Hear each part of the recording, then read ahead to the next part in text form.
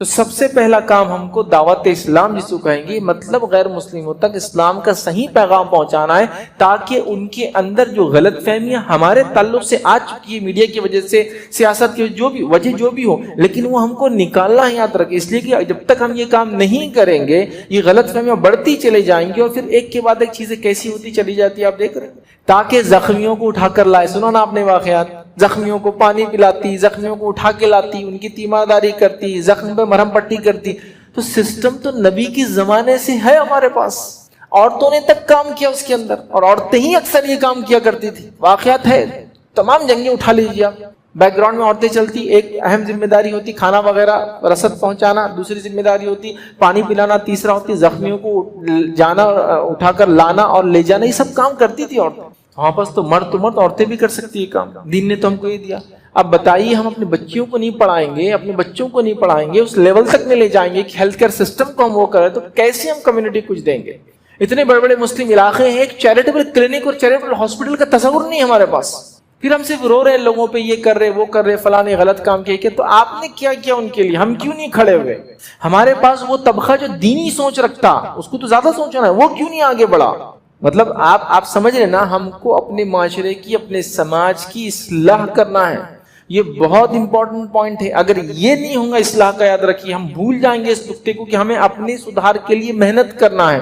قومیں ہم کو اس سے بھی پہچانتی ہے، دیکھتی ہے کہ ارے یہ فلاں ایسے ہے، تو قوموں کی پہچان ہوتی ہے، تو ہماری ایک پہچان ہو، وہ پہچان ہو کہ اخلاق آپ کو مسلمانوں سے سیکھنا پڑے گا۔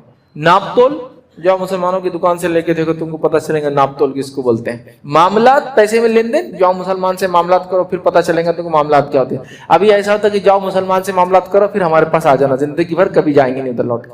بسم اللہ الرحمن الرحیم، الحمد للہ رب العالمین، والصلاة والسلام علی رسولہ الکریم وعلی آلہ وصحبہ اجمعین۔ رب اشرح لی صدری ویسر لی امری واحلل عقدۃ من لسانی یفقہوا قولی۔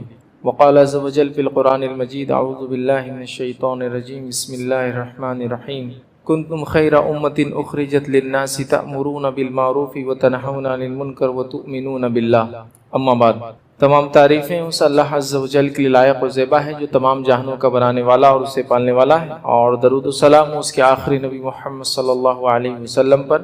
میں آپ سب کا استقبال اسلامی طرح سے کرتا ہوں، السلام علیکم ورحمۃ اللہ وبرکاتہ۔ انشاءاللہ عزیز، میں چند باتیں، جو عنوان مجھے دیا گیا تھا یا جو عنوان آپ کے سامنے رکھا گیا تھا، اس کے تعلق سے چند باتیں رکھنے کی آپ کے سامنے کوشش کروں گا۔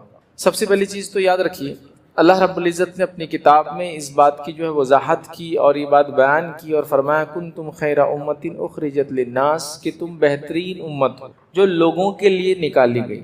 تو اللہ رب العزت نے اس اپنی کتاب کے اندر امت مسلمہ کو بہترین امت کہا، مطلب اچھی امت کہا، بہترین لوگ کہا۔ تو جب بہترین لوگ کہا اور یہ کہا کہ تم نکالے گئے لوگوں کے لیے، اخرجت للناس، اور کیا کرتی ہو؟ تأمرون بالمعروف، یہ اچھائی کا تم حکم دیتے ہو، وتنہون عن المنکر، اور لوگوں کو برائی سے روکتے ہو، وتؤمنون باللہ، اور تمہاری خصوصیت ہے کہ تم اللہ پر ایمان لا کر یہ کام کرتے ہو۔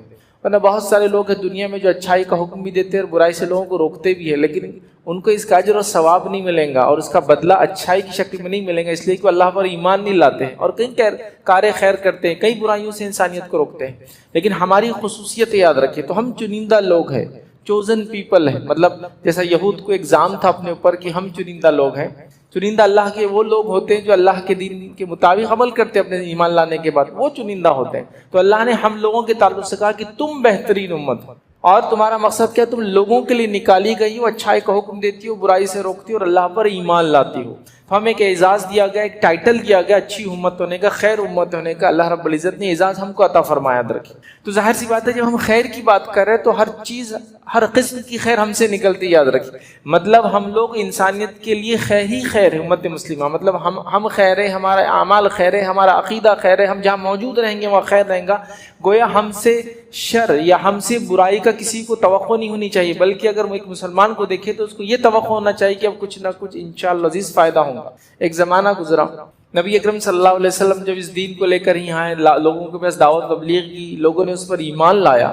جب لوگ ان پر ایمان لائے تو وہ اتنے خیر والے لوگ بن گئے کہ وہ صحابہ کہلا، یاد رکھے، اور اتنے خیر والے کہ انسانیت نے اس سے پہلے اور اس کے بعد اتنے خیر والے لوگ نہیں دیکھے ایک ساتھ، یاد رکھے۔ صحابہ کی جو جماعت تھی انہوں نے دنیا کے لیے اتنے خیر کے کام کیے، مطلب دین کے اعتبار سے ایمان لانا، اعمال کرنا اور دیگر تمام چیزیں تھی، لیکن اس کے علاوہ بھی ہیومینٹی کے لیے، انسانیت کے لیے اتنے خیر کے کام کیے کہ لوگ آج تک بھی ان کو یاد کرتے ہیں، یاد رکھیے۔ یہ الگ بات ہے کچھ چیزیں ہمارے سامنے لائی نہیں جاتی ہے، لیکن جب بھی ایسا کچھ ہوتا ہے جسے کہیں گے جس کو آتھینٹک ریسرچ بولتے ہیں، جب وہ ہوتا ہے تو وہ مجبور ہوتے ہیں کہ وہ ناموں کو اور ان چیزوں کو سامنے لائے۔ مائیکل ایچ ہارٹ نے کتاب لکھی کہ دا 100 most influential people in the history, مطلب 100 وہ لوگ جو دنیا میں سب سے زیادہ متاثر انہوں نے انسانیت کو کیا۔ یہ ریسرچ ورک تھا، اور جب ریسرچ ورک ہوا تو اس نے نبی اکرم صلی اللہ علیہ وسلم کو نمبر 1 پوزیشن پہ رکھا، کیونکہ یہ ریسرچ ورک تھا۔ یہ ایسی کوئی ہوا میں باتیں کہتے اور چلے جائے، معاملہ ختم نہیں ہونے والا ہے کہ میں یہ کہہ دوں کہ یہ ہمارے جو جن کو ہم مانتے ہیں وہ دا گریٹسٹ پرسن، سب سے اعلیٰ انسان تھے دنیا میں گزرے۔ بولنے کی تو سب بول سکتے ہیں، لیکن جب ریسرچ ورک ہوتا ہے، تحقیقی چیز ہوتی ہے، تو پھر آپ ایسی ویسی علم غلم باتیں وہاں نہیں کر سکتے۔ تو اس نے ٹاپ دیا نمبر 1، اور عیسیٰ علیہ السلام کو جس کو وہ مانتا ہے، رب مانتا ہے، ان کا پوزیشن 3rd ہے اس کے اندر۔ آپ سمجھ رہے بات؟ تو اس نے اس کی وجوہات بھی لکھی۔ تو خیر کی جب بات ہوئی، اور اسی کتاب کے اندر اس نے عمر ابن خطاب رضی اللہ عنہ کو 58 رینک، مطلب 50واں نمبر دیا۔ مطلب انسانیت میں آدم علیہ السلام سے لے کر جب مائیکل ایچ ہارٹ نے وہ کتاب لکھی تب تک کے سب سے زیادہ 100 اثر انداز شخصیتیں، اس کے اندر عمر ابن خطاب رضی اللہ عنہ کو 50واں مقام دیتا ہے۔ آپ سمجھ رہے ہیں؟ تو اس چیز کو سمجھنے کی ضرورت ہے کہ امت مسلمہ، ہم ہمارا عقیدہ، ہمارے اعمال، ہمارے افعال، ہم جو بھی کرتے ہیں خیر کے علاوہ کچھ بھی نہیں، اس لیے کہ اللہ نے ہم کو ٹائٹل دیا کنتم خیر امت، کہ تم خیر امت ہو جو انسانیت کے لیے نکالی گئی۔ تو اس بات کو ہمیں ہمیشہ یاد رکھنا ہے کہ ہمارا پیغام عالمی ہے، ہمارا دین یونیورسل عالمی ہے، ہمارے جو کتاب جو عالمی ہے، نبی اکرم صلی اللہ علیہ وسلم جو دیے گئے وہ سارے عالم کے لیے، تو یاد رکھیں ہمارے تمام جس کو کہیں گے اسلامی تعلیمات عالمی ہے، یاد رکھیں۔ اب آج کا جو ہمارا عنوان تھا کہ دور حاضر میں کرنے والے اہم اعمال، وہ کیا کام ہے جو دور حاضر ہے مجھے اور آپ کو کرنے کی ضرورت ہے۔ جو بات میں کہہ رہا ہوں یہ زمین زمان علاقے کے اعتبار سے، خاص طور سے میں نے اپنے ملک عزیز کو ذہن میں رکھتے ہوئے یہ باتوں کو لکھا ہے۔ اس کے اندر باتوں کا جو سیکوینس ہے، جو پوائنٹس ہے، ترتیب، وہ میری اپنی کہ میں نے اس کو رکھا ہے کہ پہلے یہ کرنا چاہیے، دوسرا یہ کرنا چاہیے، اور کم بیش ایسے 10 پوائنٹس، 10 اعمال میں آپ کے سامنے رکھوں گا، یا 10 ایسے کام ہیں جو مجھے اور آپ کو کرنے کی ضرورت ہے۔ جب اپنے نکات کی طرف میں بڑھوں گا تو کچھ نکات آپ کو ایسے نظر آئیں گے کہ یار یہ نقطے کو تو ضرورت نہیں تھی، یہ پوائنٹ کی کیا ضرورت تھی، لیکن تمام پوائنٹ جو میں آپ کے سامنے رکھوں گا یہ امت مسلمہ کے لیے وقت کی ضرورت ہے، صرف ہمارے لیے ضرورت نہیں ہے، اس ملک کے لیے ضرورت ہے، اور اس ملک کے نہیں، یہ تمام نکات ساری دنیا کے لیے ضرورت ہے، یاد رکھیں۔ تو دور حاضر میں کرنے والے جو 10 اہم کام ہیں جو میں آپ کے سامنے رکھوں گا، سمجھو ایک طرح سے یہ کام یاد رکھیے، اپنی ترتیب کے اعتبار سے میں نے رکھا، اور یہ تمام کام ضروری ہے، قرآن و سنت میں اس کے کیا بولیں گے، اس کے نصوص، اس کی بنیادیں موجود ہے، یاد رکھیے۔ ان بنیادوں کے اوپر کچھ الفاظ جوڑ کر میں چیزوں کو رکھوں گا تو آپ یہ نہ سمجھیں کہ یار یہ کہاں ہے، لیکن وہ ہے، جیسا مثال کے طور پہ لوگوں کی خدمت کرنا، بیمار کے تعلق سے تو آپ کو بتانا ہے کہ بیمار کی تیمارداری کرنے جانا، مطلب اس سے ملاقات کرنے جانا کیا ثواب ہے۔ اگر دن میں جاتا ہے تو شام تک 70,000 فرشتے اس کے لیے دعائیں مغفرت کرتے، اور اگر رات میں جاتا ہے شام کو تو صبح ہونے تک 70,000 فرشتے اس کی دعائیں مغفرت کرتے ہیں، ہے نا؟ تو گویا سے مریض کو دیکھنے جانے کا اگر یہ اجر و ثواب ہے تو پھر مریض کی خدمت کرنا، مریض مطلب اس کا علاج کرنا، مریضوں کے لیے سہولت دینا، مریضوں کے لیے، سمجھ رہا بات؟ تو بنیادیں تو موجود ہے کہیں نہ کہیں، میں اس پہ کچھ الفاظ کے ساتھ باتیں رکھوں گا تو کوئی نہ سمجھا رہے یہ بات کہاں ہے، وہ بات ہے اس کے اندر موجود ہے کہیں نہ کہیں، ٹھیک ہے، وہ لفظ سے نہیں ہے لیکن وہ چیز کا اس تعلق گہرا یاد رکھیں۔ تو 70,000 فرشتے جب صرف دیکھنے جا رہا اس کے لیے کر رہے، تو جو اس کے صحت یابی کے لیے کوشش کر رہا، جو اس پر خرچ کر رہا، جو اس کے لیے ادارے کھول رہا، جو اس کے لیے سسٹم بنا رہا، وہ سب بھی تو ثواب کے مستحق ہے۔ جب صرف وزٹر کا یہ اجر اور ثواب ہے تو باقی لوگ بھی تو ظاہر چاہتے مستحق ہیں، اللہ رب العزت تو انصاف کرنے والا ہے سب کے ساتھ۔ تو ان چیزوں کو آپ ذہن میں رکھیں۔ تو آئیے وہ 10 کیا اہم کام ہے، یا وہ اعمال جو ہم کو دور حاضر میں کرنا بے حد ضروری ہے، اگر ان نکات کو ہم نے نہ کیا تو یاد رکھیے آلریڈی ہم دنیا میں پیچھے چل رہے ہیں۔ جو میں بات کر رہا تھا نا، ایک ایسا زمانہ گزرا ہے جب دنیا میں ایسے آگے تھے کہ لوگ ہم کو دیکھا کرتے تھے۔ اب میں آپ کو کیا بتاؤں، مطلب اگر اسلامی تاریخ کو آپ دیکھیں تو ہم نے اتنے خیر کے کام کیے، لوگوں کو وہ دیا جس کے بارے میں آپ تصور بھی نہیں کر سکتے۔ ایک ایگزامپل دیتا ہوں چھوٹا سا، اسکولنگ سسٹم ہوتا ہے، جامعات ہوتے ہیں، نظامیہ ہوتے ہیں، اکثر جگہ یاد رکھیں ایک سسٹم ہے پوری دنیا میں، پورے یورپ میں، لیکن جو اسکولنگ سسٹم ہے سب سے پہلے مسلمانوں نے یورپ کو دیا۔ سلجوقی جب حکومت تھی، جو تقریباً ان کی جو سلطنت روم، مطلب جس کو کہیں گے رومی امپائر سے جا کر ان کی حکومت لگتی تھی، اور بعد میں وہ سلجوقی 2 ٹکڑوں میں ہو گئے، تو ایک سلجوقی حکومت تھی اور ایک سلطنت روم کہلاتی تھی، یاد رکھیں۔ تو اس زمانے میں جو ابو الحسن، جن کو غالباً ابو الحسن نظام الملک الطوسی، یہ جو ایک وزیر تھے یاد رکھے، ملک شاہ جو زمانے کا جو بادشاہ تھا اس کے، تو انہوں نے ایک سسٹم جاری کیا تھا اور نظامیہ کا ایک سسٹم، مطلب اسکولنگ کا ایک سسٹم بنایا تھا. تو نظام الملک ٹائٹل تھا، تو نظامیہ کا سسٹم بنایا. وہ سسٹم آج بھی نظامیہ کے نام سے مشہور ہے ہر جگہ، جہاں بھی اسکول ہوتے ہیں، مدارس ہوتے ہیں، پرانے ہی نام ہوتے ہیں. تو پورے سلجوقی حکومت نے ایک سسٹم بنا دیا تھا. اسکول کے سلیبس کو گورنمنٹ ڈیزائن کرتی تھی، ٹیچرز کو گورنمنٹ اپوائنٹ کرتی تھی، بچوں کو ایک سسٹم سے پڑھایا جاتا. امتحان کے پرٹیکولر وقت ہوتے تھے، امتحان کے بعد بچوں کے سلیکشن ہوتے تھے، سلیکشن کے بعد ان کو مختلف جابس پہ ریکروٹ کیا جاتا تھا. ایک سسٹم بنایا. وہاں سے نکل کے پورے یورپ نے سسٹم کو اڈاپٹ کیا. اس زمانے میں جب یورپ کا اسکولنگ سسٹم بھی موجود نہیں تھا، تعلیم نہیں ہوتی تھی، مسلمان جو ہے چراغوں میں نہیں، مسلمان کے جو راستے ہوتے تھے جو ہے شہروں کے ادرک کے، اس کے اوپر جس کو کہیں گے روشنائی کی جاتی تھی، مطلب راستے تک ان کے جو ہے روشنائی میں تھے، مطلب اس پہ لائٹس ہوا کرتی تھی. ایک زمانے میں یورپ کا حال یہ تھا کہ گھر میں جلانے کو دیے لوگوں کے پاس ہوتے نہیں تھے. اس بستی میں تھا یورپ، جس کو وہ ڈارک ایجز کہتے ہیں. وہ ہمارا جو ہے جس کو کہ سب سے برائٹسٹ اور گولڈن پیریڈ تھا، یاد رکھیے. تو وہاں سے انہوں نے لے کر ایک سسٹم بنایا. پھر ہم آج ان کو دیکھ کے فن لینڈ ماڈل، یہ ماڈل، یو کے model, Oxford model, Cambridge model, IGCSE ہے نا، یہ سب لے رہے ہیں. ICSE بورڈ، یہ کہیں نہ کہیں امت مسلمہ کے دیے گئے جو ہے تعلیم کا طریقہ ہے، جو انہوں نے آج اڈاپٹ کیا، اس کو ڈیولپ کیا، اس کو آگے بڑھایا، اور پھر آج ہم ان سے ہم ہی لے رہے ہیں اور ہم اس میں پڑھ رہے ہیں. یہ بات کو آپ سمجھیے. دیگر مذاہب نے دنیا کی تعلیم کو حرام قرار دیا تھا. یہ وہ زمانہ تھا. چرچ یہ کہہ چکا تھا کہ لوگ جو ہے دوسری تعلیم کوئی بھی حاصل نہیں کر سکتے بائبل کو چھوڑ کر. جو یہ کرے گا اس کو سزائیں سنائی جاتی تھی. واقعات موجود ہے، کئی سائنسدانوں کی جانیں لی گئی صرف اس وجہ سے کہ انہوں نے جو انکشافات کی وہ بائبل سے ہٹ کر تھے. آپ سمجھ رہے بات؟ تو یہ وہ زمانہ تھا. ان کے لیے ڈارک ایجز تھا، وہ ہمارے لیے گولڈن پیریڈ چل رہا تھا. لیکن ہم وہ سب چیزیں بھول گئے. حالات یہ ہو گئی کہ اس زمانے میں جب ہم پہنچتے تھے تو لوگ یہ سمجھتے تھے کہ اب ترقی آنا شروع ہو گئی، اب اس کے بعد صرف ترقی اور کچھ نہیں. اس کے چونکہ مسلمان آ گئے. اور آج حالات یہ کہ اگر ہم جس جگہ جس بستی میں رہے، جس علاقوں میں لوگ کہہ رہے سب سے یہ بدحال بستی، سب سے برے علاقے، سب سے جس کو کہیں گے جاہل لوگ، سب سے جو پسماندہ لوگ، اکنامکلی سب سے جس کو کہیں گے غربت کی جو سطح سے نیچے والے لوگ، یہ امت مسلم. ٹھیک ہے، اس میں کچھ چیزیں جھوٹ بھی ہو سکتی میں مانتا ہوں، لیکن کچھ نہ کچھ تو حقیقت ہے، یہ بھی آپ کو ماننا پڑے گا. کچھ نہ کچھ تو بات ہے کہ وہ ایک زمانہ تھا، ہمارے آنے کو لوگ خیر سمجھ رہے تھے، اچھے شگون لے رہے تھے. ہمارے جانے کو وہ جو ہے اپنے جس کو کہتے ہیں پستی اور اپنے لیے جو ہے نیچے جانے کا سبب سمجھتے تھے. ہم اگر ان پہ حکومت کرتے تو وہ اپنے آپ کو اعلیٰ اور اولا سمجھتے دنیا میں. اور آج یہ ہے کہ آپ کی موجودگی لوگوں کو برداشت نہیں. کیوں؟ تو وہ زمانے میں وہ خیر امت تھے، وہ لوگوں کی ضرورت بن بیٹھے تھے. اور ہمارا یہ حال یہ ہے کہ ہم لوگوں پر ڈیپینڈ ہیں مکمل طور سے. اس چیز کو آپ کو ماننا پڑے گا، اس چیز کو ہم کو سمجھنا پڑے گا. خالی اگر ہم یہ واقعات سناتے رہے کہ پہلے یہ تھا، ہم وہ تھے، ہم نواب تھے، ہم خان تھے، ہم خان صاحب تھے، یہ ہمارا تھا، وہ 2000 ایکڑ ہماری، یہ 100 ایکڑ، اب کچھ نہیں ہوتا اس سے. اب 200 اسکوائر فٹ کا پلاٹ بھی نہیں ہے آپ کا، وہ چھوڑ دو. جو تھا وہ تھا، اللہ نے دیا تھا، وہ چلا گیا. اس لیے کہ وہ ضرورت ہے لوگوں کی، تو لوگوں نے ان کو اپنے سر پر بٹھا کے رکھا.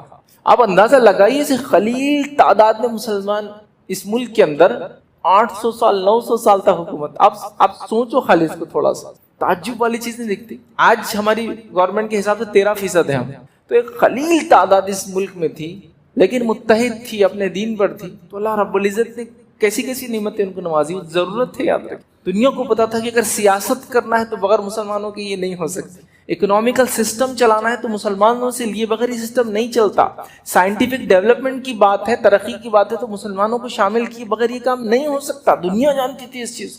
دنیا عربی کو سیکھ رہی تھی. عربی جیسا آج انگلش ہے نا، اس سے زیادہ گلوبل لینگویج آف لرننگ بن چکی تھی، یا لینگویج آف سائنس بن چکی تھی، مطلب سائنس کی زبان. تو یہ وہ تھا اثر، یاد رکھیے. تو وہ لوگ ضرورت بن بیٹھے تھے، ان کی ہر چیز ضرورت ہو چکی تھی. ہم ان کی ضرورت ہے. لیکن آج حال یہ ہو گیا، ہم نے وہ سب چیزیں چھوڑ دی. پتہ نہیں کیا کیا ناموں پر چھوڑی اس کو. کچھ لوگوں نے اس کو جماعتوں کے نام پہ بانٹ کے کر دی، تو ان کا کام ہے، ہمارا کام ہے. کچھ لوگوں نے سوچا اس کی ضرورت ہی نہیں امت مسلمہ کو، ہم تو ماشاءاللہ بہت ہوشیار ہے. کچھ لوگوں کو لگتا ہے اس کی آج بھی ضرورت نہیں. جب میں بات کروں گا تو کچھ لوگ کہیں گے اس کی ضرورت نہیں. لیکن یہ بہت اہم چیز ہے. اگر آپ اس کو نہیں سمجھیں گے، یہ بہت ہائی ٹائم ہے. اگر آج نہیں سمجھیں گے تو کل بہت دیر ہو جائیں گے، یاد رکھیں. تو آئیے وہ چند اہم پوائنٹس و نکات کیا ہے جو آج ہمیں وہ اعمال کرنے کی ضرورت ہے. ایک کے بعد ایک آپ کے سامنے رکھتا ہوں. سب سے پہلا کام جو آج ہم کو کرنا ہے وہ یہ ہے کہ جن اقوام میں، جن قوموں میں ہم بستے ہیں، ان تک اسلام کا پیغام پہنچانا. یہ سب سے پہلا اہم عمل ہے جو ہم کو جو ہے آپ کو کرنا ہے. اس لیے کہ اسلام کے بارے میں ساری دنیا میں میڈیا کے ذریعے غلط فہمی پھیلا دی گئی ہے. نتیجہ یہ ہو گیا کہ لوگ آپ کے بارے میں اتنے غلط فہمی کے شکار ہے کہ جس کی کوئی انتہا نہیں. یاد رکھیں، مطلب جس دین نے صاف صفائی کا یہ حال کر دیا کہ پاکی کو آدھا ایمان قرار دے دیا، اس قوم کو اگر کوئی کہے تم گندے رہتے ہو تو اس سے زیادہ بری اور کوئی چیز ہو نہیں سکتی ہمارے لیے. آپ سمجھ رہے؟ اور صاف صفائی کا غربت سے کوئی تعلق نہیں، سلیقے کا غربت سے کوئی تعلق نہیں. نبی اکرم صلی اللہ علیہ وسلم کا گھرانہ انتہائی غریب تھا لیکن سلیقہ یاب تھا. تو سلیقے کا غربت سے کوئی لینا دینا نہیں ہوتا دور دور تک. سلیقہ ہی ہوتا ہے. غربت میں بھی لوگ سلیقے مند زندگیاں گزارتے ہیں. لیکن آج ہمارا معاملہ دیکھیے، تو سب سے پہلا کام ہم کو دعوت اسلام جس کو کہیں گے، مطلب غیر مسلموں تک اسلام کا صحیح پیغام پہنچانا ہے، تاکہ ان کے اندر جو غلط فہمیاں ہمارے تعلق سے آ چکی ہے میڈیا کی وجہ سے، سیاست کی وجہ جو بھی ہو، لیکن وہ ہم کو نکالنا ہے. یاد رکھیں، اس لیے کہ جب تک ہم یہ کام نہیں کریں گے یہ غلط فہمیاں بڑھتی چلی جائیں گی، اور پھر ایک کے بعد ایک چیزیں کیسی ہوتی چلی جاتی ہے. آپ دیکھ رہے ہیں، ایک بیماری نکلتی ہے، دنیا کے کونے سے نکلتی ہے، دنیا کے اندر پھیل جاتی ہے. کسی ملک نے کسی قوم یا کسی خطے یا کسی علاقے یا کسی ریس، جس کو بولتے ہیں نا، نسل پہ الزام نہیں ڈالا کہ تمہارے وجہ سے آئی، تم ہمارے ملک میں لائے. کبھی نہیں ہوا ایسا. پوری دنیا میں اٹھا کے دیکھ لیجیے. یہاں بیماری بھی کمیونل تھی، اس کا بھی ایک رنگ تھا اپنا. آپ سمجھ رہے؟ بیماری ایسا لگ کے آتی ہے کہ ان کو نہیں لگتی، ان کو لگتی ہے، ایسا نہیں ہوتا. بیماری اللہ کی طرف سے، اس کو بھی ایک رنگ دے دیا گیا. اور پھر جو غلط فہمیاں آپ کے اور میرے بارے میں پہلے سے تھی، اس پر یہ چیز فٹ ہو گئی آ کر. یہ گندے رہتے، یہ فلاں رہتے، اور یہ بیماری لاتے، یہ پھیلا رہے، یہ اس کو بڑھانے کا ذریعہ بن گئے. اور مکمل طور سے ایک بڑے گروہ کو، ایک جماعت کو لیبل لگا دیا گیا. کیا کیا ہوا مجھے آپ لوگوں کو بولنے کی ضرورت نہیں. آپ لوگوں نے بھی یہاں آپ کے علاقے میں یہ سب چیزیں دیکھی ہی ہوں گی، ظاہر سی بات. جہاں مسلم اکثر علاقہ تھا وہاں لوگوں نے بہت کچھ بھگتا، یاد رکھے اس زمانے میں. آپ سمجھ رہے بات؟ تو یہ تصور کیوں گیا لوگوں کے اندر؟ یہ مسکنسپشن پہ لوگوں نے، مطلب اس بات کو لوگوں نے یقین کیوں کیا؟ قوموں نے یہ کیوں نہیں کہا ایسا نہیں ہو سکتا ان کے بارے میں؟ کیوں نہیں ہوا ایسا؟ صحابہ کا زمانہ ہے، تابعین طب تابعین کا زمانہ. اگر کوئی شخص کہہ دے کہ یہ آدمی جاہل اور مسلمان ہے تو لوگ اس پہ یقین ہی نہیں کر سکتے تھے. وہ ان کے سوچ کی باہر والی چیز. سمجھ رہا بات؟ تو ایسا کیوں نہیں ہوا کہ اقوام عالم یا قومیں ہمارے ساتھ کھڑے ہو کر یہ کہنے لگی کہ یہ ایسے ہو ہی نہیں سکتے، جس کے دین کے اندر ایک جان کو لینا تمام انسانیت کو قتل کے برابر ہے، وہ لوگ کیسے کسی کی جان کے خلاف کام کر سکتے؟ آپ سمجھ رہے بات کو؟ تو یہ سمجھنے کی چیز تھی. لیکن غلط فہمیوں نے کیا کیا اس چیز کو ختم کرے. تو پہلا سب سے اولین کا میرر آپ کا ہے کہ ہم جو غلط فہمیاں اقوام عالم میں، ہمارے اطراف میں، برادران وطن کے اندر پھیل چکی ہیں، ان غلط فہمیوں کو دور کرے. ہر علاقے کی الگ غلط فہمیاں، اس کو الگ انداز سے، الگ ڈھنگ سے، ایک صحیح نہج کے تحت ان کی زبان کے اندر آپ کو اور ہم کو کام کرنے کی ضرورت ہے. حالانکہ غلط فہمی کو دور کرنا دعوت اسلام کا ایک شعبہ ہے، لیکن آج اتنا اہم ہو چکا ہے، جب تک یہ غلط فہمی نہیں نکلیں گی تو صحیح میسج وہ لینے والے آپ کا اور میرا نہیں ہے. یاد رکھیے. سمجھ رہے بات؟ تو لہٰذا بے انتہا ضروری ہے. اب غلط فہمی جب پھیلتی تو اثر کیسا ہوتا دیکھیے. میں ایک چھوٹا سا واقعہ سناتا ہوں. میں ایک جگہ مجھے موقع ملا، جیل تھا اور ربیع الاول کا مہینہ تھا. تو جیلرز جو ہوتے، سپرنٹینڈنٹ ہوتے، اس کے سنبھالنے والے، تو وہ کیا کرتے ہیں، ہر مذہب کے اعتبار سے ان کے تہوارات اور رسومات وغیرہ ہوتے تو پروگرامز رکھتے ہیں. ربیع الاول کا مہینہ تھا، میں اس شہر میں تھا، تو انہوں نے پتہ لگایا کہ کوئی ہے جو آ کر قیدیوں کو کچھ محمد صاحب کے بارے میں صلی اللہ علیہ وسلم کچھ بتا دے. ان کا جنم دیوس ہے، جنم کا اوسر ہے، تو وہ مہینہ ہے تو کچھ کر.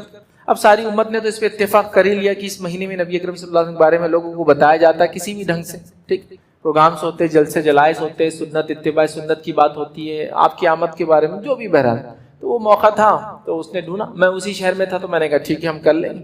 اب وہ جیل میں پروگرام رکھا گیا تو ایسا جیسے یہاں ہے، میں یہاں تھا اور میں جیل کے اندر تھا، لوگ جیل قیدی تھے باہر تھے، مطلب ادھر لوگ بیٹھے تھے تو ادھر جالیاں تھیں. وہ لوگوں کو لا کے لوگ بیچ میں بٹھا دیا گیا. کچھ سیلز ایسے تھے کہ ایسے آ کے کراس کھلتے تھے اندر، ان میں الگ جالیاں تھیں. تو بتایا گیا ان میں ایسے لوگ ہیں جن کو دوسرے قیدیوں سے ملنے کی اجازت نہیں ہوتی، ہارڈ کور کرمنلز ہے، ڈکیٹس ہے، مطلب ڈکیتی کی قتل کرتے تھے، ایسے لوگ یہ اس میں ہیں.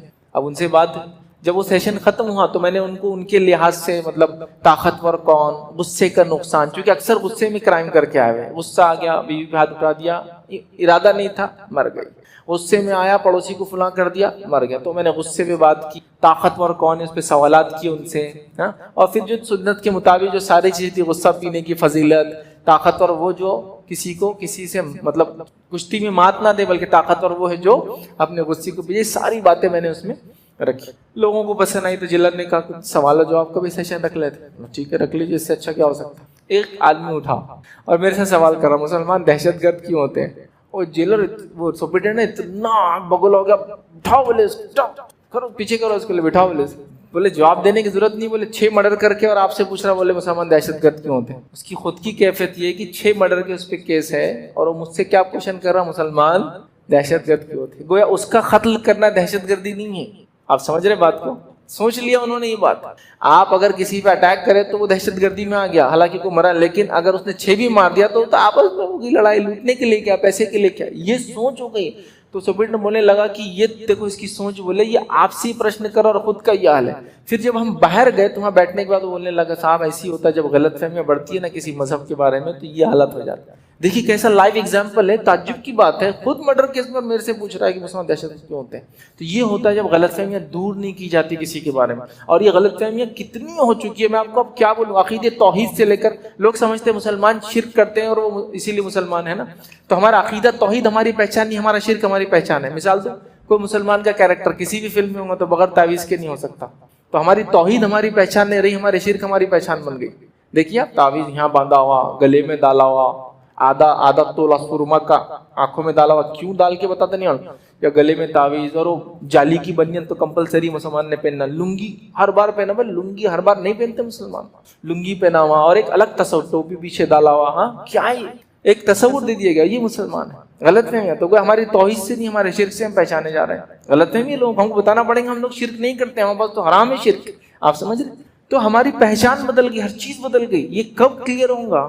لوگ سمجھ رہے قرآن مسلمانوں کی کتاب ہے، محمد صلی اللہ علیہ وسلم مسلمانوں کے رسول ہے، اسلام مسلمانوں کا دین ہے. ہم کو بتانا پڑے گا اسلام سارے انسانیت کا دین ہے، محمد صلی اللہ علیہ وسلم سارے انسانیت کے لیے بھیجے گئے، قرآن ساری مانوتا کے لیے. آپ مانو یا نہ مانو آپ کا مسئلہ ہے، لیکن ہم نے بتایا نہیں. چونکہ غلط فہمیاں اتنی گر گئی اسلام کے اطراف کیا، وہ صحیح پیغام پہنچانے کے لیے پہلے مسکنسیپشن دور کرنا ہے. اس لیے پہلا نقطہ میں نے لیا غلط فہمیوں کو دور کرنا. یہ دعوت اسلام کا ایک حصہ ہے، لیکن آج ضرورت بن بیٹھا ہے چونکہ آپ کو دیکھتے لوگوں کو 100 سوال ہے آپ کے بارے میں.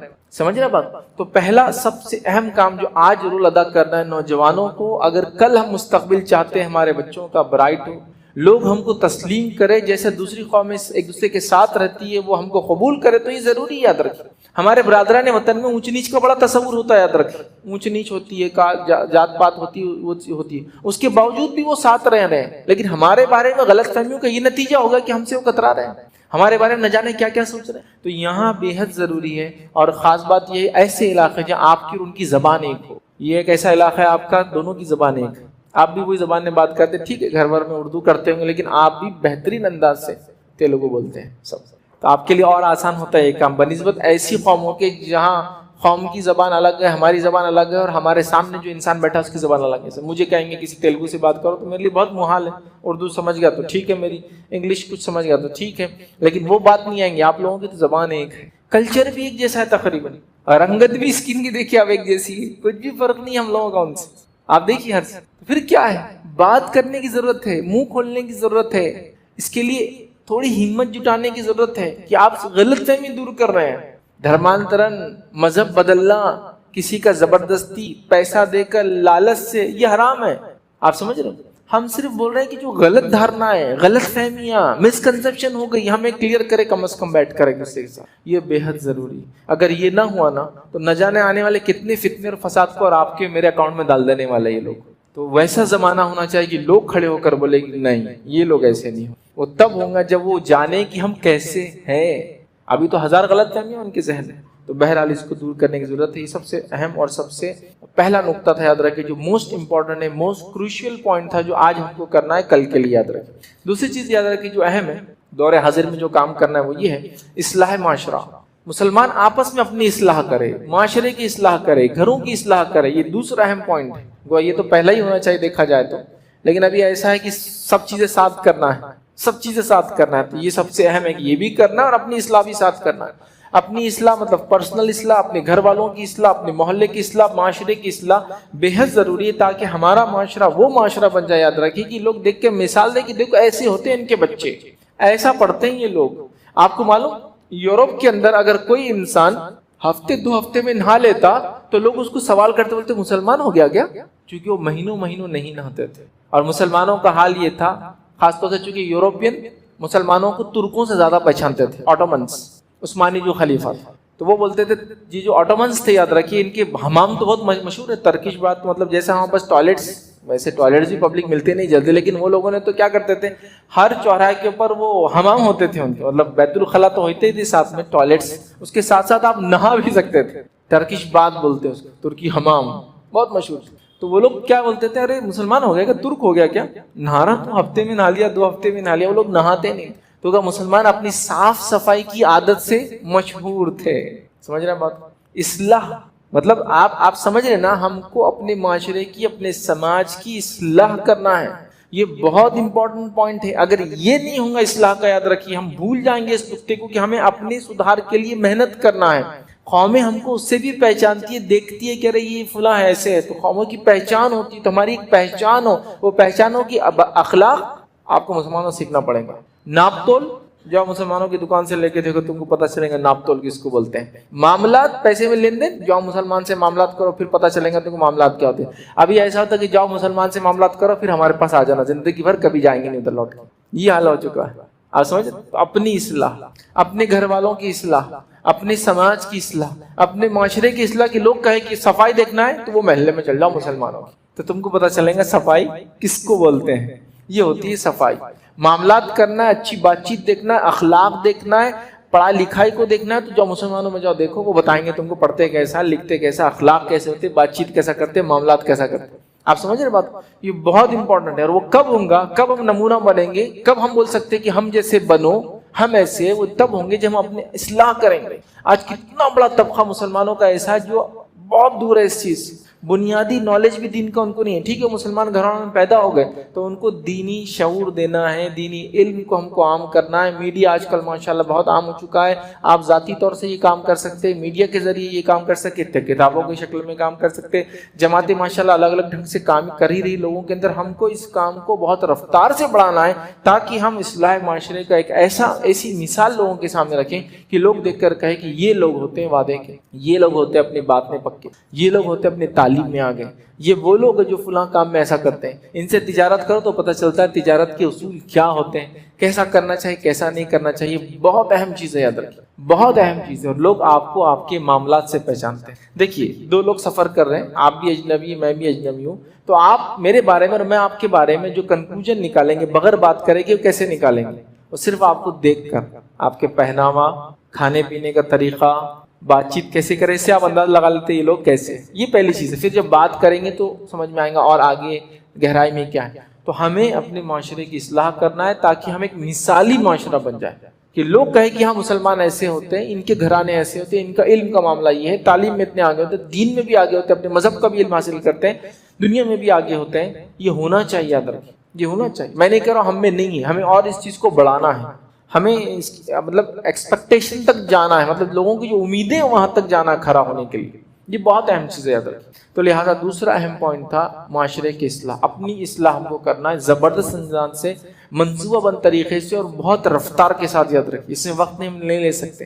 جتنا ہم اس میں لیٹ ہوں گے, یاد رکھیے دیگر سارے کام لیٹ ہوتے جائیں گے, اور غلط فہمیاں بڑھتی چلی جائیں گی, اور حالات بد سے بدتر ہوتے چلے جائیں گے. یاد رکھیے. لہذا دوسرا کام یہ ہے جو ہمیں کرنا ہے کہ ہمیں اصلاح معاشرہ کرنا. تیسرا امپورٹنٹ کام جو ہمیں کرنا ہے, یاد رکھیے, وہ یہ ہے ہمیں ایجوکیشنل ڈیولپمنٹ, تعلیمی بیداری کو عام کرنا ہمارے سماج میں. بہت آگے. دیکھیے میں جانتا ہوں الحمدللہ, اور اس چیز کو مانتا ہوں, اور اس چیز کو بتاتا بھی ہوں لوگوں کو, کہ مسلمان وہ قوم ہے کہ بچہ چاہے کسی علاقے کا ہو, وہ عربی کچھ نہ کچھ حد تک جانتا ہے. یہ ہماری خصوصیت ہے کہ ہم لوگ عربی جانتے ہیں نا, مکتب قاعدہ وغیرہ پڑھتے ہیں نا, تو ایک لینگویج اپنی زبان جو بھی بولتے ہیں اس کے علاوہ ہم لوگ سیکھتے ہیں, بولنے کی کوشش کرتے ہیں. سمجھ میں نہ بھی آئے تو بولنا کم از کم آتا ہے, پڑھنا کم از کم آتا ہے.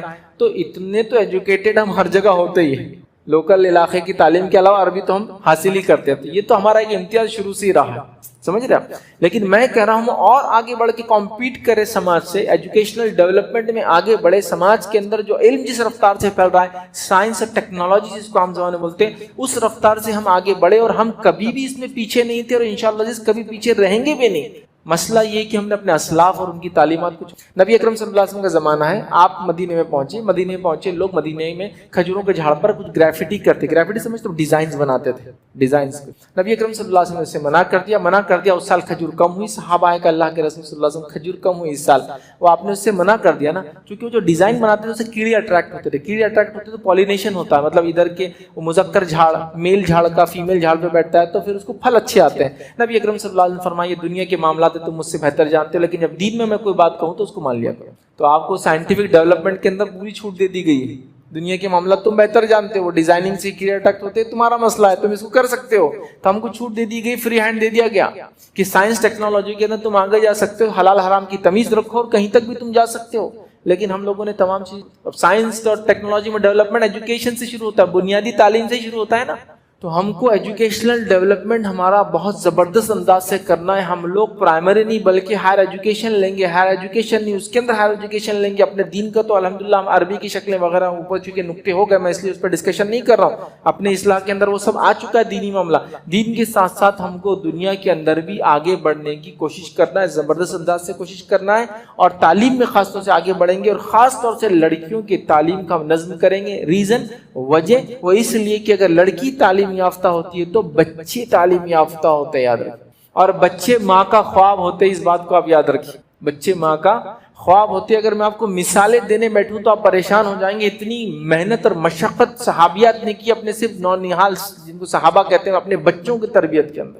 والد کا تو کیا حال تھا، آپ صحابہ کے واقعات پڑھی، میں فلاں وقت میں ایمان لایا اور اس کے بعد میں یہاں رہا 7 آپ سن گیا، فلاں جگہ گیا، یہاں سے چلا گیا وہاں چلا گیا، 6 مہینے یا سال بھر وہاں فلاں گیا۔ ان کو تو وقت ہی نہیں تھا۔ یہ کون تھے جو صحابہ کی تربیت کرے تھے، جو ننھے منھے تھے؟ یہ ان کی مائیں تھی، یاد رکھیے، کیونکہ ماؤں کا ایک اصل کام جو ہے وہ یہ ہے کہ اولاد کی تربیت، یاد رکھیے۔ والد کا بھی یہ ذمہ ہے، لیکن والد ماں کے جیسا نہیں کر سکتا۔ اس کو سمجھنے کے لیے میں کہوں گا ماں وہ ہے جو ڈیلی ان کو ایجوکیٹ کریں گے، جیسے ٹیچر کرتا ہے، اور والد ایک انسپیکٹر یا ایک پرنسپل یا ایک سمجھ کبھی آ کے چیک کر لیا کیا ہوا، کتنا پڑا، کیسا لیا، ایگزامنر ہوتا ویسا کریں گا، چونکہ باپ حلال روزی کی مشقت کے اندر دن رات پریشان ہوتا ہے۔ تو صحابہ پریشان تھے، نبی کریم صلی اللہ علیہ وسلم کے ساتھ گھوم رہے تھے، کیا کچھ نہیں کر رہے تھے۔ یہ صحابیات کی تربیت کا نتیجہ یہ بچے تھے، یاد رکھیں۔ تو وہ کب تعلیم یافتہ ہوں گی؟ جبھی تو تعلیم کے بارے میں کریں گے۔ ماں کا خواب ہوتے ہیں بچے، تو ماں تعلیم یافتہ ہوں گی تو وہ ان کو نئے خواب دکھائیں گے، سمجھ رہا، ان کو اونچی سوچ دیں گی کہ کیا کرنا ہے، تمہیں کیا سوچنا ہے۔ اب ایک ماں کی سوچ چھوٹی سوچ ہے تو بچے کو صرف دادی کے خلاف ہی بہکا رہی، یہ ہوتا ہے، چھوٹی سوچ ہے اس کی۔ لیکن جب وہ سوچ سے اونچے نکلیں گے، اور اگر اس کی ساس کچھ بولتی بھی تو بچے کو بولیں گے دادی جو بولتی ہے وہ سننا چاہیے، وہ بڑے ہیں، تم کو یہ کرنا ہے، اس جھگڑے کے بیچ میں تم کو نہیں آنا، آگے چلو۔ یہ ہوتا ہی ماں۔ امام احمد بن حنبل رحمہ اللہ کے تعلق سے ان کی اگر آپ زندگی پڑھیں گے تو ان کی والدہ ان کو روز مدرسہ چھوڑنے جاتی اور لے کر آتی۔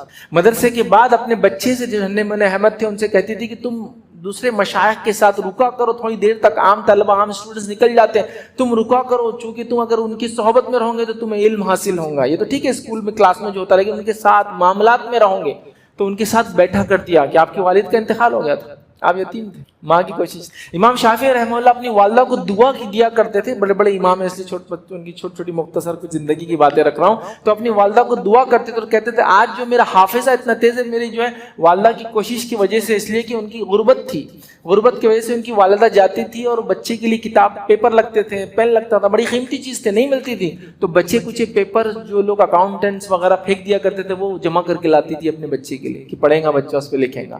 اور سیاہی کبھی لاتی تھی، جتنی مل گئی، جو نہیں ملی۔ تو امام شافعی کو جب نے کہا کہ یہ قلم مطلب اتنی سیاہی اور اتنا پیج پڑتا نہیں ہے، تو والدہ نے کہا تم حفظ کر لیا کرو شافعی، اس لیے کہ اس سے زیادہ پیسے نہیں اپنے پاس، لا نہیں سکتے۔ تو امام شافعی نے کیا کیا، پھر حفظ کرنا شروع کر دیا۔ وہ کہتے ہیں میرے حفظ میری ذہانت سے میری والدہ کی وجہ سے، پیسہ نہیں تھا، لکھنے کو نہیں تھا، تو یاد کر لوں گا تو لکھنے کا پیپر کی ضرورت نہیں، آپ بہت حافظہ تیز تھا آپ کا۔ تو ماں دیکھی بچے کے لیے کیا محنت نہیں کر رہی، پیپر ڈھونڈ کے لا رہی ہے، بچی بھی سیاہی ڈھونڈ رہی ہے۔ امام مالک کے تعلق سے آتا ہے کہ انہوں نے کہیں لوگوں کو دیکھ لیا جو گاتے تھے، تو ان کے ذہن میں بات آ گئی میں بھی بڑا ہوں تو ایسا کروں گا۔ والدہ کو جیسی پتہ چلا کہ بچہ ایسی بات کر رہا ہے، ان کی والدہ نے فوراً ان کو، جیسے اس زمانے میں جو علماء ہوتے تھے وہ جو لباس پہنتے تھے، جس طرح سے رہتے تھے ویسا لباس پہنانا شروع کر دیا تاکہ ان کا ذہن ادھر نہ جائے بلکہ علماء کی طرف جائے۔ تو مائیں جو ہے بچوں کی زندگی کیا نہیں کرتے۔ امام احمد بن حنبل کی آپ زندگی پڑھی، آپ تا حیات اپنی ماں کو دعا دیتے رہتے تھے۔ انس بن مالک رحمہ اللہ کا واقعہ ہے، وہ ہمیشہ مجلسوں میں بیٹھتے تو کہتے تھے اللہ تعالیٰ میری ماں پر رحم کرے، یہ ان کی تربیت کا نتیجہ جو انس اس طرح سے ہے۔ تو یہ ماں تھی، مائیں تو ماں تعلیم یافتہ ہوں گی تو وہ خواب دیکھیں گی، وہ اپنے بچے کے بارے میں سوچ رکھیں گی، اور بچے ماں کا خواب ہوتے ہیں، وہ جہاں تک سوچتی وہاں تک ان کو پہنچا دیتی لے آئے۔ یہ اس کی تڑپ ہوتی ہے، اس کی لگن ہوتی ہے، اس کی سوچ ہوتی ہے، اس کی دعائیں ہوتی ہیں اس کے اندر۔ تو تعلیم ایجوکیشن سائنس ٹیکنالوجی میں آپ آگے جائیے، آپ کے دین نے، ہمارے دین نے ہم کو اس میں پیچھے نہیں رکھا۔ اسلاف کے واقعات اس زمانے کے آپ تھوڑا سوچیے، کیسے انہوں نے اتنے بڑے بڑے حکومتوں کو مینیج کیا، کیسی اتنی بڑی حکومتوں میں آنے والے پیچیدہ مسائل کو سالو کیا. سوچیے آپ تھوڑا سا. مطلب ہارون رشید کا حال یہ ہے کہ کبھی نکل کے آسمان کو دیکھتا بادلوں کی طرف کہ برسیں گے شاید یہاں, نہیں برسے آگے چلے جاتے, تو بولا کرتا تھا اے بادلوں جہاں جا کے برسنا ہے برسو, تمہارا جو خراج ہے ٹیکس ہے میرے پاس ہی آنے والا ہے. اتنی بڑی سلطنت تھی اس کی, کس کو پتا تھا جہاں بھی برسیں گے 200-500 ہزار کلومیٹر میں میری حکومت میں برسنے والے, اس کا ٹیکس میرے پاس ہی آنے والا ہے. یہ حالت تھی. یاد سوچو اتنی بڑی سلطنت کو چلانے کے لیے آپ کو مذاق لگ رہا ہے, ایک نیٹ ورک بنانا پڑتا ہے, زبان کی تکلیفیں, ماپ کی تکلیفیں, میجرمنٹس ہر علاقے کے الگ ہیں. کیسے کرتے ہوں گے یہ لوگ؟ پیسے کا سائز الگ, اس کا وزن الگ, اس کی قیمتیں الگ, کیسے مینج کرتے ہوں گے؟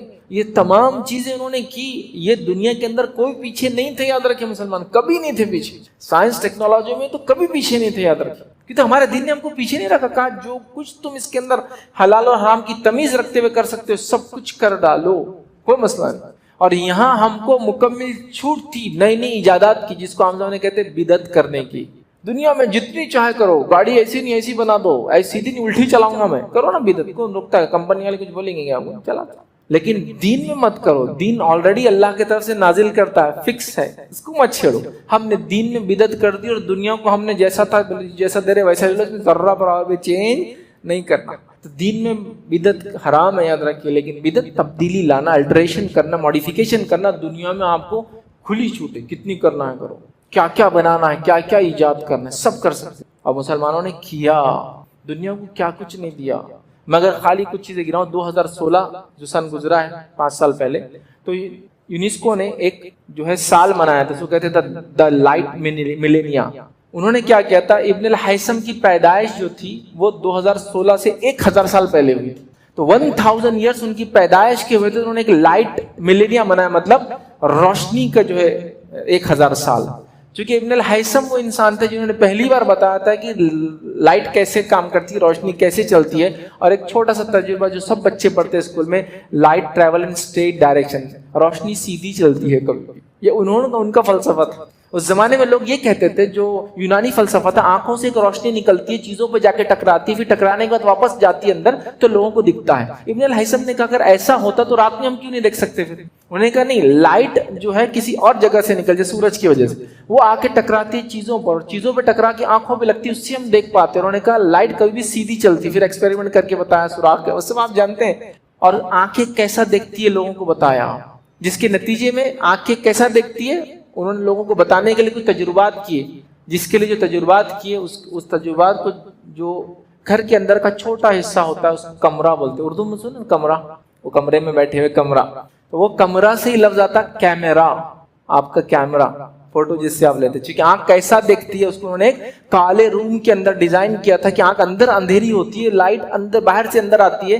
اور اندر آنے کے بعد اس کا عکس بنتا ہے. تو انہوں نے وہ لوگوں کو بتایا, تو جہاں ایکسپیریمنٹ کرتے تھے وہ جو کمرہ تھا چھوٹا سا, اسی سے لفظ کیمرہ آتا ہے. کیمرے کی ایجاد, آنکھیں کیسی دکھتی اسی بیسس سے تو کیمرے بنے ہمارے, وہ لینسز, ویسی طریقہ, روشنی اندر جاتی ہے, چھوٹے سوراخ میں سے اندر دکھتی. یہ سب ان کا دین ہے. دنیا مان رہی ہے اس کو کہ نہیں منانا پڑے گا. 1000 سال ہو گئے وہ آدمی کو پیدا ہو گئے جس نے لوگوں کو بتایا.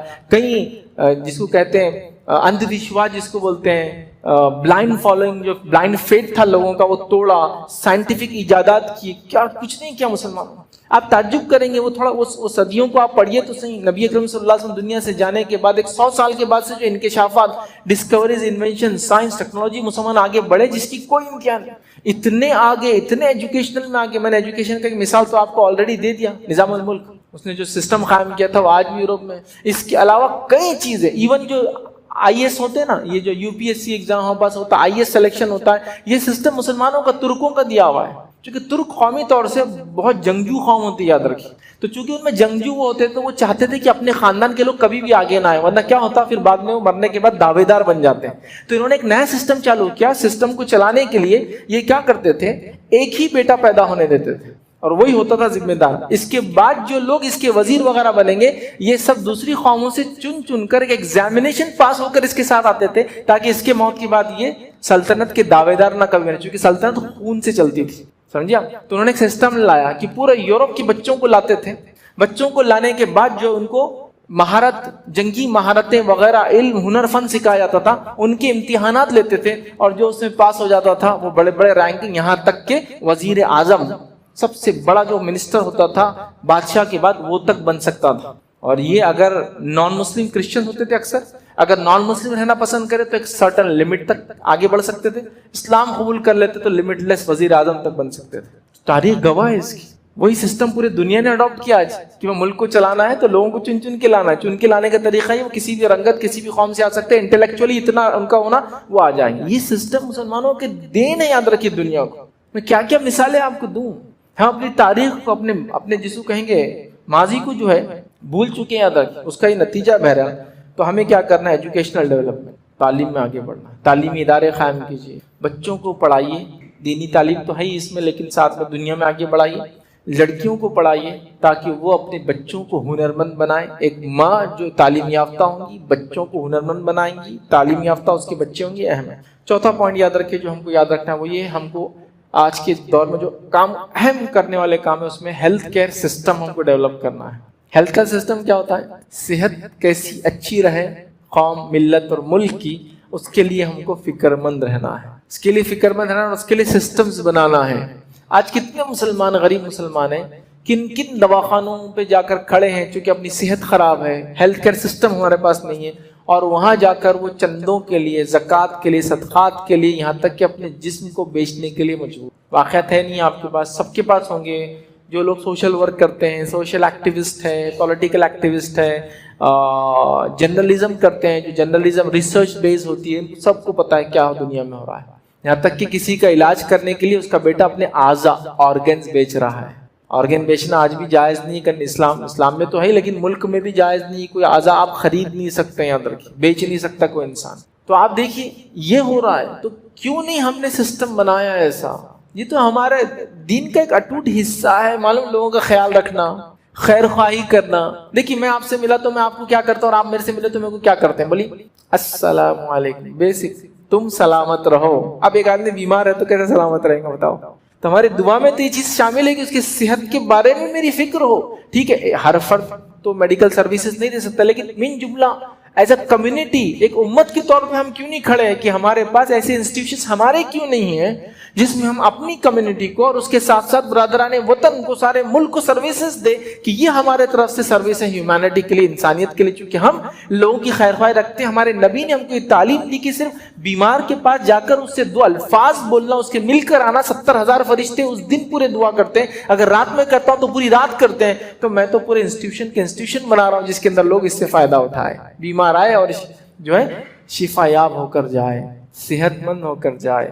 ہیلتھ کیئر سسٹم بتائیے, کوئی ہیلتھ کیئر سسٹم ایسے ہم اڈاپٹ بنا رہے ہیں. آپ کہیں یہاں ہمارے پاس تو یونانی میڈیکل کالج ہے, ادھر ایک وہ ہے, تو آپ کا پرسنٹیج بھی دیکھو یہاں کتنا, اس کے مقابلے میں یہ بات ہے, فیصد کے اعتبار سے پروپورشنیٹلی بات ہوگی نا. ہے ایسا کچھ کام؟ آپ دیکھیے کام نہیں ہے. الحمدللہ پھر بھی ساؤتھ انڈیا کے اندر کافی کام ہے. سارے مہاراشٹر کے اندر ایک ہی میڈیکل کالج ہے, مسلم میڈیکل مینوریٹ, ایک ہے صرف ایک. آپ کے پاس بہت زیادہ ہے. کرناٹک گیا تو بیجاپور کے اندر ہے, بیدر کے اندر ہے, بنگلور کے اندر تو کئی سارے, اور کئی ہر علاقے کے اندر ملیں گے. آپ کے دیکھیں اس شہر کے اندر کرنول میں تو ایسا ہر جگہ کا حل نہیں ہے. تو ہم کو اس میں آگے بڑھنے کی ضرورت ہے. اس میں پائنیئرز بولتے ہیں نا, اس میں چوٹی تک پہنچنے کی ضرورت ہے کہ ہمارے دین نے صرف خیر خواہی پہ اتنا اجر دیا تو ہم لوگوں کو صحت مند کرنے کے لیے کتنا ہم خواہش رکھیں گے. ہمارے تو دلی خواہش ہے کہ لوگ صحت مند رہیں, صحت کے ساتھ جیے, جسمانی صحت کے ساتھ جیے, عقل کی صحت کے ساتھ جیے, دنیا میں بھی ہمارے ساتھ خوش رہے اور آخرت میں بھی جنت میں ہمارے ساتھ جائے. ہم تو اتنے اوپن ہیں. کسی کو اگر آپ دعوت اسلام دیتے ہیں تو یہی سوچ کے دیتے ہیں نا میرا بھائی آنکھ سے بچ جائے, ہے نا. تو آخرت میں جنت میں ساتھ رکھنے کی بات کر رہے ہیں, دنیا میں صحت کا کیسا خیال نہیں رکھیں گے اس انسان. یہ پارٹ ہے ہمارے دین کا. صحابیات بھی جنگوں میں جاتی تھی, اپنے واقعہ سننے کیوں جاتی تھی بتائیے؟ تاکہ زخمیوں کو اٹھا کر لائے. سنو نا اپنے واقعات. زخمیوں کو پانی پلاتی, زخمیوں کو اٹھا کے لاتی, ان کی تیمارداری کرتی, زخم پہ مرہم پٹی کرتی. تو سسٹم تو نبی کے زمانے سے ہے ہمارے پاس. عورتوں نے تک کام کیا اس کے اندر, اور عورتیں ہی اکثر یہ کام کیا کرتی تھی. واقعات ہے, تمام جنگیں اٹھا لیجیے آپ. بیک گراؤنڈ میں عورتیں چلتی, ایک اہم ذمہ داری ہوتی کھانا وغیرہ رسد پہنچانا, دوسری ذمہ داری ہوتی پانی پلانا, تیسرا ہوتی زخمیوں کو جانا, اٹھا کر لانا اور لے جانا. یہ سب کام کرتی تھی عورتیں. وہاں پاس تو مرد عورتیں بھی کر سکتی ہے کام. دین نے تو ہم کو یہ دیا. اب بتائیے ہم اپنے بچیوں کو نہیں پڑھائیں گے, اپنے بچوں کو نہیں پڑھائیں گے, اس لیول تک نہیں لے جائیں گے کہ ہیلتھ کیئر سسٹم کو ہم وہ کریں, تو کیسے ہم کمیونٹی کچھ دیں گے؟ اتنے بڑے بڑے مسلم علاقے ہیں, ایک چیریٹیبل کلینک اور چیریٹیبل ہاسپٹل کا تصور نہیں ہمارے پاس. پھر ہم صرف رو رہے لوگوں پہ، یہ کر رہے وہ کر رہے، فلاں نے غلط کام کیا، تو آپ نے کیا کیا ان کے لیے؟ ہم کیوں نہیں کھڑے ہوئے؟ ہمارے پاس وہ طبقہ جو دینی سوچ رکھتا، اس کو تو زیادہ سوچنا ہے، وہ کیوں نہیں آگے بڑھا؟ آپ سمجھ رہے اس بات؟ بہت امپورٹنٹ چیز ہے، اس کو کرنے کی ضرورت ہے، وقت کی اہم ترین ضرورت ہے۔ جو نوجوان اس فیلڈ میں ہیں، جو لوگ ذمہ دار ہیں، جن کو اللہ نے پیسہ دیا ہے، جو جماعتی ذمہ دار ہے، چاہے کسی بھی جماعت کے آپ ذمہ دار ہو، ٹھیک ہے، آپ لوگ اس کے بارے میں سوچیں۔ جہاں ہم لوگ مختلف یونٹس بنا رہے ہیں، وہاں ہمارا ایک سوشل یونٹ ہو، جو یونٹ مختلف فیلڈز میں لوگوں کام کریں گا، جو فلاح اور بہبود کے لیے جسے کہتے ہیں، لوگوں کے سوشل کاز کے لیے، ویلفیئر کے لیے، چیریٹیبل ایکٹیویٹیز ہم لوگ کریں گے۔ یہ ہمارا فیس ہے۔ حکومت کیا بولتی ہے؟ ہم لوگ کبھی ڈسکشن کرتے ہیں، بڑے بڑے آفیسر سے ہماری ملاقات ہوتی ہے، وہ کہتے ہیں ٹھیک ہے آپ نے جو کچھ کیا، ریلیجن میں آپ بہت آگے بڑھے، ریلیجیس ورک آپ نے بہت کیا، تو سب کر رہے ہیں نا، ہر کمیونٹی کر رہے ہیں، بٹ ریلیجن کے ساتھ آپ نے بینیفٹ کیا دیا ہیومینٹی کو، ہم دیکھ رہے ہیں۔ بتائیے ایسے بڑے بڑے کچھ انسٹیٹیوشنز ہیں ہمارے مہاراشٹر میں، آ جائیے شرڈی کے سائی بابا کا ٹرسٹ، لوگ سب پورے ساؤتھ سے وہاں آتے ہیں، فری ہارٹ کا آپریشن۔ آپ کے پاس اگر یہاں آ جائے تلنگانہ، تو ستیہ سائی بابا کا ان کا اپنا ایک مشن تھا، اس کے کتنے بڑے بڑے ہاسپٹلس ہنڈریڈس آف ایکرز پہ بنے ہوئے ہیں، جس کے اندر فری علاج ہو رہے ہیں۔ ایسے بینک کئی، مطلب وہ یہ ریلیجیس لوگ ہیں نا، مذہبی رہنما تھے یہ لوگ، ان کے نام پہ ہو رہا ہے نا اتنا۔ تو ہمارے پاس تو زکوٰۃ ہے، ہمارے پاس تو صدقات ہے، ہم کو تو ترغیب دی جا رہی ہے کہ 1/3 خرچ کرو، تو پھر ہمارے پاس کیوں نہیں ہے سسٹم؟ آپ بتائیے نا۔ وہ لوگوں نے ترقی کی اپنے مذہبی اعتبار سے، تو ہر بابا کا ایک آشرم، ایک ہاسپٹل، ایک فلاں، ایک آرفنیج، یتیم خانہ، چیریٹیبل فلاں، یہ راستے بنا دیے، گاؤں کو پانی پہنچا دیا، کیا نا؟ کئی مسلمانی فائدہ اٹھائی رہیں گے اس کے۔ تو میرا سوال یہ ہے، ہم بھی ریلیجیس ہیں، مذہبی کام کرتے ہیں، کہ ہمارے پاس کے انسٹیٹیوشن کہاں ہے؟ سسٹم کہاں ہے اس کے پیچھے کا؟ خالی ہم نے عمارتیں بنا رہی عبادت کے لیے، دوسرا کہاں ہے جو ہیومینٹی کو کیا دیا، انسانیت کو؟ وہ آپ کا، وہی آپ کی امیج ہے، لوگ جس سے آپ کو پہچانتے ہیں، کہاں دیا وہ؟ بتائیے وہ سسٹمز بتائیے مجھے۔ چھوٹا موٹا ایک سسٹم چلانا، 100-200 لوگوں کو مدد کرنے کا الگ ہو گیا، میں کہہ رہا ہوں ایز اے کمیونٹی ایک سسٹم، جو ایک بڑا سسٹم کہاں ہے ہمارے پاس؟ تو ہیلتھ کیئر میں امپورٹنٹ یاد رکھیں، charitable clinics, charitable hospitals, health اور ہائیجین سے ریلیٹڈ ساری چیزوں کا ہمیں نالج ہونا چاہیے۔ آپ اپنے آپ کو خود ہیلتھی، صحت مند، ہائیجینک، صاف ستھرا رکھیں، اور کمیونٹی کو بھی یہ میسج دے، یاد رکھیں، یہ بہت ضروری چیز ہے، یاد رکھیں، بہت ضروری چیز۔ اچھا، فن کی کوئی کمی نہیں ہے ہمارے پاس، کہ نہیں مسلمان ڈاکٹر پیدا ہی نہیں ہوتے تو کیسا کریں گے؟ دوسرا، ہمارے پاس پیسے کی کوئی کمی نہیں ہے۔ کوئی مسلمان یا مسلم کمیونٹی انڈیا میں ایک غریب ہے، سب سے بڑا جھوٹ ہے، آپ یہ نہیں بول سکتے۔ تو پیسے کی کمی نہیں ہے، فن کی کمی نہیں ہے۔ ابھی کیا چیز کی کمی معلوم؟ سوچ کی کمی۔ ایک میں مثال دیتا ہوں، میں ایک علاقے میں گیا تھا، نام نہیں لیتا ہوں علاقوں کے، ایک علاقے میں گیا تھا، وہ لوگوں نے مجھے، مولوی صاحب آپ کیا کیجیے، آج شام میں ہے نا عورتوں کو درس دیجیے پردے پر، انشاءاللہ۔ پھر میں ان کے ساتھ بیٹھا تھا دن بھر، تو 1-2 گھنٹے جب ساتھ رہا تو بولا شام میں درس تو آج میرے سے عورتوں کو پردے پر نہیں ہوگا، کوئی اور بولے تو دے دیتا ہوں۔ ارے مولوی صاحب آپ ایسا کیسا کر رہے فیض بھائی، وہ ضروری ہے نا پردے پہ درس، بہت فلاں ہو رہا ہے۔ بولا میں درس نہیں لے سکتا ہوں۔ تو بولے کیا وجہ ہے؟ بولا میں لوں گا لیکن ایک وعدہ آپ کرے تو کر سکتا۔ کیونکہ جب میں ان کے ساتھ بیٹھا تھا، میں ان سے ڈسکشن کر رہا تھا، جب ڈسکشن میں بات آئی تو جو گاؤں تھا مسلم میجورٹی، مطلب علاقہ بڑا علاقہ تعلق ہے جیسا پلیس، مسلم میجورٹی، اس مسلم میجورٹی ایریا کے اندر جب میں نے ان سے بات چیت کی تو میں نے کہا آپ لوگ ڈیلیوریز وغیرہ کے لیے کہاں جاتی ہیں آپ کی عورتیں وغیرہ؟ تو بولے فلاں ایک گورنمنٹ اسپتال ہے، ایک پرائیویٹ اسپتال۔ میں نے کہا ٹھیک، کتنے لیڈی ڈاکٹر ہیں وہاں؟ مسلم نان مسلم نہیں، کتنے لیڈی ڈاکٹر ہیں وہاں؟ تو بولے ایک بھی نہیں۔ تو پردے پر درس تو میں نہیں لے سکتا، یہ میری وجہ ہے۔ تو بولے کیوں؟ میں نے کہا میں اپنی بہن کو پردے کا درس دوں گا کہ میری بہن تم پردے میں چہرہ بھی شامل ہوتا ہے، تم چہرہ بھی چھپاؤ، لیکن پھر اس کے ڈیلیوری کا ٹائم آئے گا تو اس کی شرمگاہ بھی کسی اور کے سامنے کھل جائیں گی، تو میرا دل جو ہے نا گوارا نہیں کر رہا، کیسے بولوں گا میں؟ میرا دل اندر سے ہو رہا، میں کیسے بولوں گا اپنی بہن کو کہ نہیں وہاں تم کر سکتے ہیں؟ تم پہلے ڈاکٹرز پیدا کرو، ڈاکٹر لڑکیوں کو شادی کر کے لاؤ تم یہاں، اور ان سے شروع کرو۔ مسلم نہیں ملتا تو نان مسلم لاؤ، لیڈی ہونا چاہیے، ایک لیڈی کے لیے ہونا چاہیے، نہیں ہونا چاہیے؟ پردے کا مسئلہ ہے نہیں ہے یہ؟ کیوں نہیں سوچ رہے اس کو اس ڈھنگ سے آپ؟ کیوں نہیں سوچ رہے اس کو اس ڈھنگ سے آپ؟ یہ مسئلہ ہے پردے کا، صرف میرے لیے نہیں، میری کمیونٹی کے لیے نہیں، نان مسلم کے لیے بھی مسئلہ ہے یہ۔ کیوں نہیں ہم نے وہ سروسز دی؟ میں آپ کو بتاؤں، اگر آپ گورنمنٹ اسپتال میں جاتے ہیں نا، ایک اسپتال میں تو ہم نے اتنی محنت کی لیکن اس کے بعد بھی کامیاب نہیں ہوئے۔ ECG ہوتا ہے، اسی سے ہارٹ کا کیسا چل رہا ہے معاملہ، دھڑکنیں کیسے لے رہا ہے، وہ 4-5-6 چیزیں باڈی پہ لگاتے ہیں، ایک مشین ہوتا ہے الیکٹرو کارڈیوگراف ECG، وہ بتا دیتا ہے آپ کو کیسا چل رہا ہے۔ وہاں لوگوں کی ECG ہو رہے تھے، لوگ آ رہے جا رہے وہاں وارڈ کے سامنے سے، جس کو کوئی پردہ اور کوئی دروازہ نہیں، مرد کا ECG وہیں ہو رہا ہے، عورت کا وہیں ہو رہا ہے، اور کرنے والا مرد ہی ہے وہاں، عورت نہیں ہے ان کے پاس، اور لوگ مجبور ہیں، لوگ مجبور۔ جب وہ میں نے دیکھا تو مجھے تو بہت عجیب ہوا. ہم وہاں جا کے وہاں ذمہ داروں سے ملے, ہم نے کہا اس کو جو کچھ ہوتا ہم کاسٹ کے لیے تیار ہیں, ہم بغیر نام کے کہ ہم نے تعاون کیا, ہم پٹ لگانے کو, دروازہ لگانے کو, پردہ ڈالنے کو, لیڈی اپوائنٹ کر سکتے ہیں آپ کیجیے, اس کی ہم سیلری سب تیار ہیں. پھر بھی انہوں نے قبول نہیں کی. تو یہ تو نان مسلم کی, وہ خود بولنے لگی ہاں نان مسلم مطلب مسلم ہو, نان مسلم ایک فیمیل جھجکتی ہے وہاں کرنے کو, لیکن ہم مجبور ہیں اس لیے کہ ہمارے پاس اپوائنٹمنٹس نہیں ہیں, اور اگر ہم نے جاب کے لیے کیا تو ہم لیڈی اپوائنٹمنٹس نہیں ہیں, مطلب عورتیں آ رہی نہیں اس فیلڈ کے اندر, جس کے نتیجے میں ایسا ہو رہا ہے. بس سوچو نا تھوڑا مسلم, ہم لوگوں کے لیے کیا صرف ہماری عورتوں کا پردہ, ہماری عورتوں کی حیا, ہماری عورتوں کی عزت اہم ہے, یا ایک مسلمان عالمی سوچ رکھتا ہے ہر عورت کی عزت اس کے لیے اہم ہے؟ کیا آپ کو لگتا ہے مسلمان کو حکومت اور وہاں کسی مسلم یا غیر مسلم عورت کی عزت کو ہاتھ ڈالا, وہاں کا بادشاہ بولے گا نہیں یہ تو مسلم عورت نہیں تو ہم نہیں کریں گے, وہ وہی ایکشن لیں گا جو ایک مسلم کے لیں گا؟ یہی تو ہمارا دین ہے. ہم لوگوں میں تفرق نہیں کرتے, یاد رکھیے, دنیا کے معاملات میں نہیں کرتے, دین میں ایک الگ بات ہے, لیکن دنیا کے معاملات میں ہم کو ناانصافی کا حکم نہیں ہے کسی کے ساتھ کرنے کا, تو ہم تو سب کے بارے میں سوچتے ہیں. تو کیوں نہیں ہم اقوام عالم اپنے قوم کے بارے میں, سب کے بارے میں سوچتے ہوئے کچھ نہ کچھ ہیلتھ کیئر سسٹم میں آگے جائے, دواخانے, پیتھولوجی لیبس, سب چیریٹیبل بیس. میں نہیں بولا فری چیریٹی, مطلب صدقاتی, اس میں کچھ رعایتی دام جس کو بولتے ہیں, مطلب باہر 100 روپے کا ہو رہا تو آپ 30-40 میں کر دو بھائی, کرو نا, سسٹم بناؤ نا. زکوٰۃ و صدقات ہے نا ہمارے پاس, امت کے پاس سوچ کی کمی ہے, مال کی نہیں ہے, صلاحیت کی نہیں ہے. ڈاکٹرز ترازو میں لے کے ٹنس میں تول سکتے اتنے ہمارے پاس ماشاءاللہ. وہ سوچ کی ان لوگوں کو کیسے استعمال کیا جائے صحیح ڈھنگ سے. یہ تو ٹھیک ہے اپنا کام بھی کرتے, لیکن یہ 2 گھنٹے ہر ہفتے چیریٹی میں دیں گے, 3 گھنٹے ہر ہفتے میں 1 دن چیریٹی میں دیں گے. میرا چیریٹیبل کلینک اگر ہفتے میں 6 دن کھلا رہتا ہے, 1 دن چھٹی بھی رہتی, تو ایک ڈاکٹر اگر چیریٹیبل بیسس پہ آ جائے 3-3 2-2 گھنٹے کے لیے, تو سسٹم چل جائے گا, لوگوں کی صدقاتی اعتبار سے مدد ہوں گی. آنے والے ڈاکٹر کو بینیفٹ ہے اس کا, جو علاج یہاں نہیں ہوتا اس کی کلینک میں بلا سکتا, تو آپ کا بھی مارکیٹنگ ہے اس کے اندر. کرو لیکن سسٹم تو بناؤ.